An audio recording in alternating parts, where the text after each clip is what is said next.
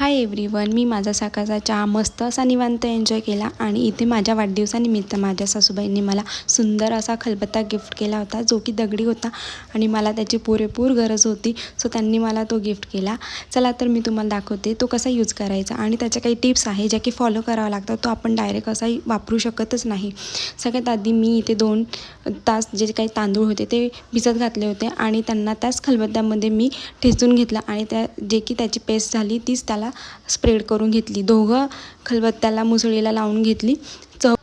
याआधी माझ्याकडे खलबत्ता नव्हता तर मी काहीतरी जुगाड करूनच लसूण वगैरे ठेचत होती. त्यानंतर इथे मी ते खलबत्ता वॉश केला आणि कोथिंबीर घेतली. तुम्हाला हवं तर तुम्ही कांदाही घेऊ शकतात, ऑप्शनल आहे. इथे मी कोथिंबीर घेतली, ती ठेचून घेतली आणि जो काही खलबत्त्याचा काळापणा असतो तो सगळा त्या कोथिंबीरला लागून जातो आणि जे काही दगड वगैरे असतील ते बारीक सारीक तेही निघून जातात. मस्त असं कोथिंबीर ठेचून लावून घेतली आणि वॉश करून घेतला. त्यानंतर लास्ट जे टिप्स आहे ती आहे हळद आणि तेल. दोघांनाही मस्त असं लावून घेतलं आहे आणि ओव्हरनाईट मी ते ठेवणार आहे आणि नंतर वॉश करून दुसऱ्या दिवशी आपला खलबत्ता रेडी आहे.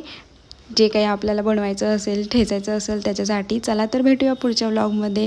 व्हिडिओ आवडला असेल तर नक्की